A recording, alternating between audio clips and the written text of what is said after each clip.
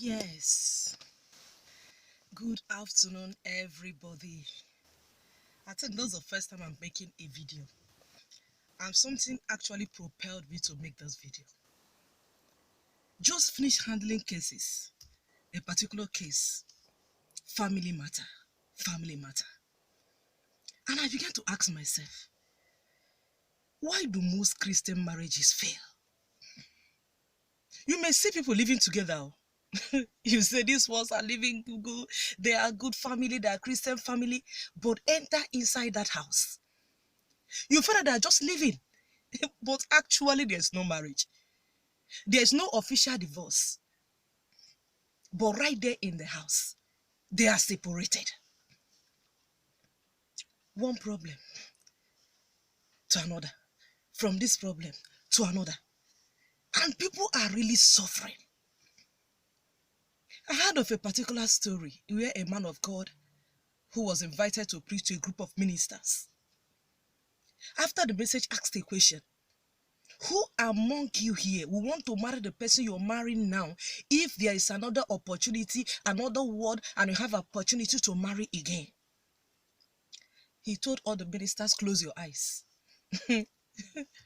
This man said, only 2 hands. Only 2 people raised their hand that they want to marry their spouse again. Minister, I'm talking of ministers. I'm not even talking about just members, floor members. Ministers, pastors. Christian marriage, which means they're not happy with the marriage. If they have the choice, they will break out. Even some pastors today will say, the Holy Spirit said this, I made a mistake. In short, I am not marrying again. I want to marry another person. Because of one trouble or the other. And I've come to ask myself, why all those issues? And I think the problem is how those marriages are contracted. Most of them are, they establish the foundation of those marriages on lies, pure lies. So men will tell the women what they are not. Why do women will tell the men what they are not? Okay, when they see a man who his own interest, I want just a graduate. The girl will say, hey, I am a graduate. I'm waiting results at the end of the marriage. No result anywhere. The man will say, hey, I am this, I am that. And the woman will say, wow, the woman is marrying just because of what the man said he is. After the marriage, nothing to write home about. In Christian marriages again, we are no longer emphasizing love. We are no longer emphasizing affection. We are no longer emphasizing that desire, the emotional desire to be with another. Okay, for example, I have a daughter who called me on phone the other time, some time ago, that she wanted to get married and she needed to find out if it was the will of God. I said, you want to get married and you are still asking if it is the will of God. So what do you mean? She said the pastor said that the man is the will of God. The man said he prayed and God said she's the will of God. And she told the prayer team in the church, they prayed and they said this is the person that God said you will marry. I said, okay. God spoke to all those people. Did God not speak to you? She said, that's why she's calling me. She needed to know if it's the will of God. I said, okay, sister, wait. If you are not a Christian, the man is not a Christian, you made yourselves. Do you love this man that to the extent that you want to marry him? She said, no. Hey, God, over the phone. I said, no, just like that. Meaning, what's the problem? She said, that man is too short. I don't like the way he talks. He's so full of himself. Sometimes I see him as somebody very proud, but I don't have any choice since God said he's my husband. I said, dear sister, you have a choice. See that man, do you know what God was saying? She said, no. I said, leave that man is not your husband. Brethren, it is better to remain single and go to heaven than getting married to the wrong person and go to hell. Do you know the trauma that sister will have gone through? Living in a house, not just for one night, not for 1 week, not for 1 year, for as long as they're living on earth, till they do them part. With a man you don't have affection for, a man you don't have any feeling for. In the night you want to sleep on the bed and the man will come and say, hey, he come to touch you. Do you know the psychological trauma? Do you know the pain she'll be passing through right there in that house, in the arms of a man she does not have any feeling at all? So we'll say you can develop the feeling. Hey, if that is the will of God, God will cause the feeling to start to come up now before the marriage. I said, please leave the man alone. She went back and told the pastor. And my mother in the Lord said, this is not the will of God. They said that your mother in the Lord is deceiving you. Don't align her. Some people said, this girl, you are possessed. Your spiritual husband does not want you to marry. Some say your father worshipped idol. The idol of your father say you will not marry. They said all lots of things. The lady called me. I said, please, your soul is more important than marriage. Leave that man alone. You don't have any affection for him. He's just a brother. It's not every brother in this you see in the church that is fit to be your own husband. Let the brother be. Let him go to heaven. You to go to heaven. If there's nobody to marry you, remain single and go to heaven. Thank God she didn't marry this man. It was not long after, thank God, she met somebody she loves, and today they're living happily. I don't know. I just cannot understand why pastors won't tell their members the truth. Some of the pastors marry just because of what they stand to gain. If this rich man will marry this, my daughter, in the church, hey, he will sponsor my ministry. He will help this. He will help that. And you're pushing this girl to enter. Do you know that when you marry wrongly, you're already on your way to hell? In short, you're already in hell here, on your way to hellfire. Pastors, please, let us learn to tell our members the truth. Do you know the aftermath of this type of marriage? The woman will be sick at home, maybe even when she's pregnant. And she's vomiting. Hey, the man feels irritated. Because the man doesn't love anything about this woman. Every day, you're sick, you're this, you're that. I don't have this time. Oh, I've spent all my money on you. I don't have. In short, even the shouting will contribute to the sickness. The man will be there. I'm having headache. The woman says, you are too lazy. Is this your laziness? The incubator rise. Oh, I don't have the time. Oh, because there is no affection. There is no love. You come to the house. You see them like, hey, darling, honey, daddy, mommy. But in the recess, they're like this. There is no affection. There is no love. They cannot sit down and discuss freely as man and wife. Once the man is talking, hey, the woman will pick it on him. I know you are saying this because of me, because you hate me. Once the man is saying it, the woman will pick it up. Hey, oh my God. Things that do not matter will start to matter.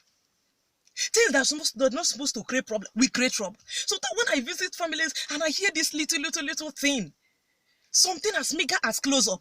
I said I used to like my close-up when they press it from the down, but my husband always press it from the middle. There's one I made the other day. Elderly man and woman. The woman will say, my problem that this man will go and urinate in the toilet, he will not flush it, and he will expect him to come and flush. Hey, pastors, help us. Talk to your member, counsel them, tell them the real truth. Even when God created Eve for Adam, Adam saw Eve and said, oh, there was this peace in the heart of Adam.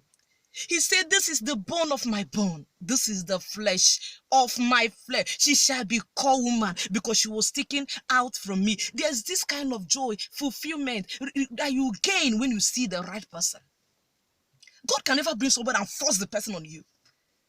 Because if God will do that, if anything happens, hey, most of us will be accusing him now.